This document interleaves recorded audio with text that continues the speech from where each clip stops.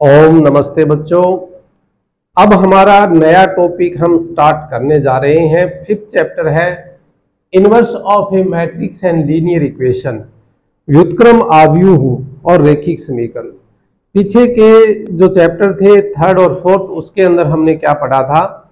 Third के अंदर हमने मैट्रिक्स यानी आव्यूह के बारे में पढ़ा था। फोर्थ चैप्टर के अंदर हमने डिटर्मिनेंट्स यानी सारणी के बारे में पढ़ा था।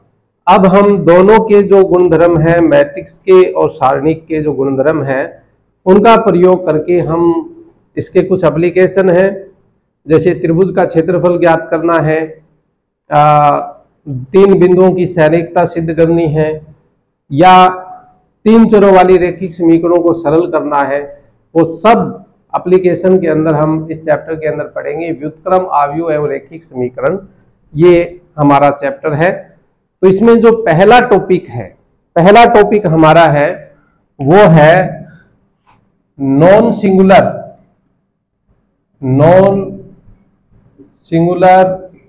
मैट्रिक्स, और एक है हमारा सिंगुलर मैट्रिक्स। कौन सा है? Singular matrix. सबसे पहले हम ये जानेंगे कि नॉन सिंगुलर मैट्रिक्स या सिंगुलर मैट्रिक्स क्या होता है। नॉन सिंगुलर मैट्रिक्स जिसको बोलते हैं हम व्युत्क्रमणीय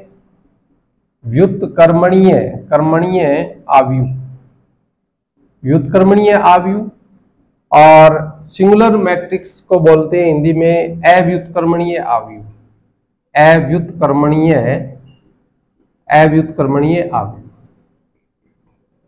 सबसे पहले हम ये देखेंगे कि ये क्या होता है। तो सबसे पहले देखो नॉन सिंगुलर मैट्रिक्स क्या होता है। मान लेते हैं कि ए जो है आपका कोई स्क्वायर मैट्रिक्स है। ए क्या है? स्क्वायर मैट्रिक्स है। अगर हम इसका डिटर्मिनेंट निकालें और वो 0 के बराबर नहीं आए, अगर हम ए का डिटर्मिनेंट निकालें और वो 0 के बराबर नहीं आए, तो उसको हम नॉन सिंगुलर मैट्रिक्स कहते हैं। क्या कहते हैं? नॉन सिंगुलर यानी कि व्युत्क्रमणीय आव्यूह कहते हैं। और अव्युत्क्रमणीय आव्यूह यानी सिंगुलर मैट्रिक्स क्या होती है? मान लेते हैं ए हमारी कोई स्क्वायर मैट्रिक्स है। अगर इसका डिटर्मिनेंट 0 के बराबर आ जाता है, तो हम इसको क्या बोलेंगे? सिंगुलर मैट्रिक्स अथवा अव्युत्क्रमणीय आव्यूह कहते हैं। तो इसका डेफिनेशन तो हो जाएगा, यदि ए कोई वर्ग आव्यूह है और उसका डिटर्मिनेंट क्या है? 0 के बराबर नहीं है, तो वो तो व्युत्क्रमणीय हो गया, और जिसका 0 के बराबर है वो क्या आ जाएगा? अव्युत्क्रमणीय हो जाएगा। इसका हम एग्जाम्पल भी ले सकते हैं, जैसे मान लो कि 2, 3, 5, 9 है। अगर हम इसका डिटर्मिनेंट निकाले, सारणी का मान निकाले, तो ये कितना आएगा? 18 माइनस में 15, यानी कितना आया? 3 आया। 3 क्या है? 0 के इक्वल नहीं है। तो हम इसको क्या बोलेंगे? ये जो हमारा मैट्रिक्स होगा 2, 3, 5, 9, कौन सा मैट्रिक्स है? ये वर्ग आव्यूह यानी स्क्वायर मैट्रिक्स है। ये कैसा होगा? हमारा व्युत्क्रमणीय आव्यूह कहलाएगा, यानी इसका व्युत्क्रम निकाल सकते हैं। जैसे और एग्जांपल देखिए, जैसे 1, 2, जैसे 3, 6 है। ये मान लो कोई स्क्वायर मैट्रिक्स है। अगर हम इसका डिटर्मिनेंट निकालें, इस मैट्रिक्स का हम डिटर्मिनेंट निकालें, तो आएगा 6 माइनस 6, यानी कितना आ जाएगा? 0। तो ऐसी मैट्रिक्स को क्या बोलेंगे हम? सिंगुलर मैट्रिक्स बोलते हैं। क्या बोलते हैं? सिंगुलर मैट्रिक्स बोलते हैं। तो सबसे पहले ये डेफिनेशन हमें याद रखनी है, ध्यान में रखनी है। नॉन सिंगुलर कौन सा होता है? जिसके डिटर्मिनेंट का वैल्यू क्या हो? 0 नहीं हो। और सिंगुलर कौन सा होता है? जिसके डिटर्मिनेंट का वैल्यू क्या हो? 0 हो। चलिए, हमने ये देखा कि व्युत्क्रमणीय आव्यूह कौन सा होता है। अब हम देखेंगे कि इसका व्युत्क्रम आव्यूह जो होगा वो क्या होगा। व्युत्क्रम आव्यूह देखने के लिए, क्या देखने के लिए? व्युत्क्रम यानी इनवर्स मैट्रिक्स देखने के लिए, व्युत्क्रम आव्यूह देखने के लिए क्या होता है कि मान लो ए कोई मैट्रिक्स है। ए क्या आपकी मैट्रिक्स है, इसकी हमने बी के साथ मल्टीप्लाई कर दी। ए मैट्रिक्स की हमने किसके साथ कर दी? बी के साथ क्या कर दी? मल्टीप्लाई कर दी। और इनका मल्टीप्लीकेशन मान लेते हैं आई के बराबर आ रहा है। ए और बी का हमने मल्टीप्लाई किया और वो किसके बराबर आ रहा है? आई के बराबर आ रहा है। तो बी को हम ए का इनवर्स मैट्रिक्स कहेंगे। बी को हम ए का क्या बोलेंगे, इनवर्स मैट्रिक्स कहेंगे। तो हम बी की जगह अगर हम ए के इनवर्स मैट्रिक्स को ए इनवर्स लिख सकते हैं तो इसको हम लिखेंगे ए इनवर्स बराबर आई। तो व्युत्क्रम आव्यूह की डेफिनेशन क्या हो जाएगी, व्युत्क्रम आव्यूह कौन सा हो जाएगा, यदि किसी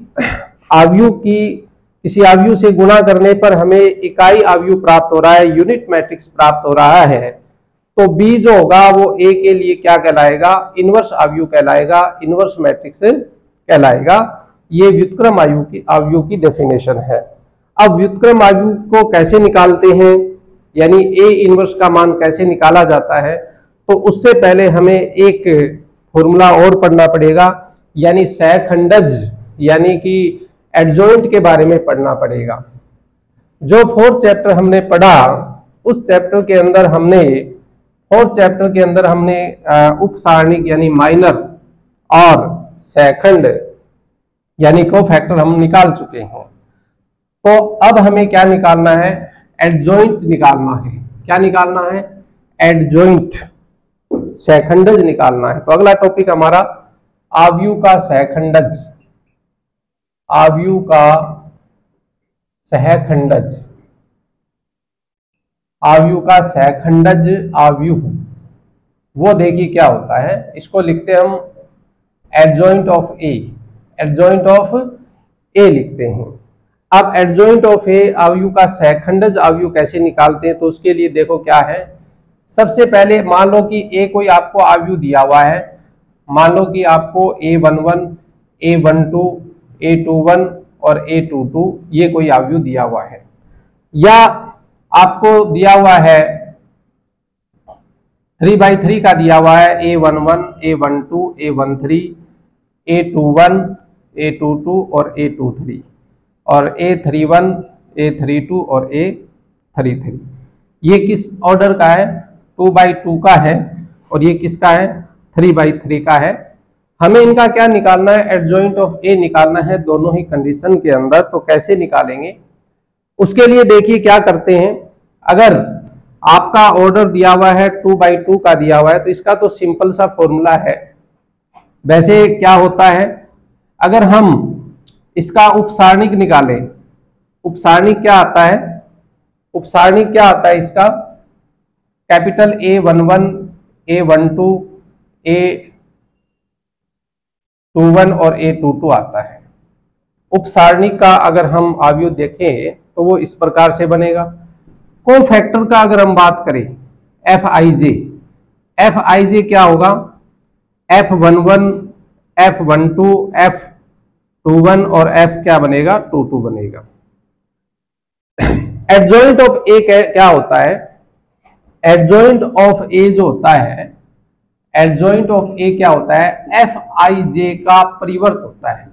Fij का क्या होता है, परिवर्त होता है, यानी transpose, transpose of Fij। Fij का जो परिवर्त होता है वो ही क्या होता है, एडजॉइंट ऑफ ए होता है। तो यहां से अगर हम एडजॉइंट ऑफ ए निकालेंगे तो इसका ट्रांसपोज ले लेंगे, यानी इसका परिवर्त ले लेंगे, इसकी पंक्तियों को स्तंभ बना देंगे और स्तंभ को पंक्तियां बना देंगे। तो ये क्या बन जाएगा, F11, F12 और F21 और F क्या बन गया, 22। यानी कि ये जो हमारा आया था सहखंड आव्यूह जो आया था, इसका अगर हम परिवर्त ले लेते हैं तो उसको हम एडजॉइंट ऑफ ए कहते हैं। और ये क्या आ जाएगा, इसकी पंक्तियों को स्तंभ और स्तंभ को ये हम क्या बना देंगे, पंक्ति बना देंगे। ये जो है एडजॉइंट ऑफ ए निकालने का तरीका है। लेकिन 2/2 का जो है उसको हम और आसानी से निकाल सकते हैं बिना ये कोफैक्टर निकाले हुए। तो उसका डायरेक्ट जो फॉर्मूला बनता है वो देखिए क्या बनता है। डायरेक्ट फॉर्मूले में हमें क्या करना है, इसका अगर हमें एडजॉइंट ऑफ ए निकालना है तो हम डायरेक्ट क्या करेंगे, ये जो मुख्य विकर्ण है, प्रिंसिपल डायगोनल है, इसके एलिमेंट को बदल देंगे। तो A11 की जगह तो क्या आ जाएगा, A22 और A22 की जगह आ जाएगा A11। इनमें आपको चेंज नहीं करना है, A12 की जगह A12 और A21 की जगह A21, लेकिन यहां पर इनके साइन बदल देना है। साइन क्या है, बदल देंगे। इनके तो केवल चिन्ह बदलेंगे और ये एलिमेंट आपस में बदल जाएंगे। तो इस प्रकार से इसको हम कर सकते हैं। अब ये जो है वो 3/3 का है, इसको कैसे सोल्व करेंगे? 3/3 का इसका एडजॉइंट ऑफ ए निकालेंगे, तो इसका पहले क्या निकालेंगे हम? Fij, यानी कि कोफैक्टर हम इसका निकालेंगे।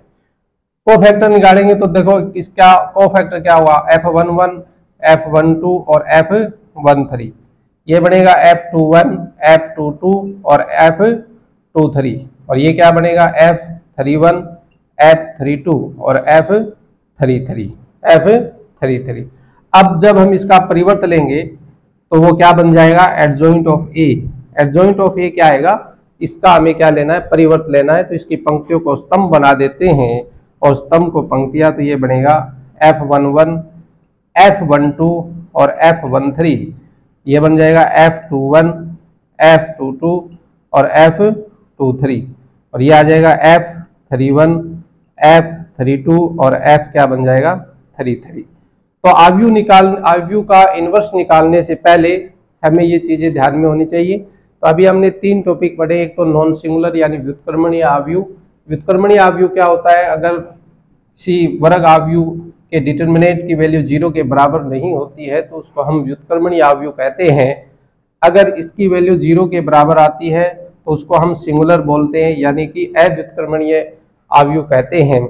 और इनवर्स निकालने से पहले, यानी कि ए इनवर्स का मान निकालने से पहले हमें क्या आना चाहिए?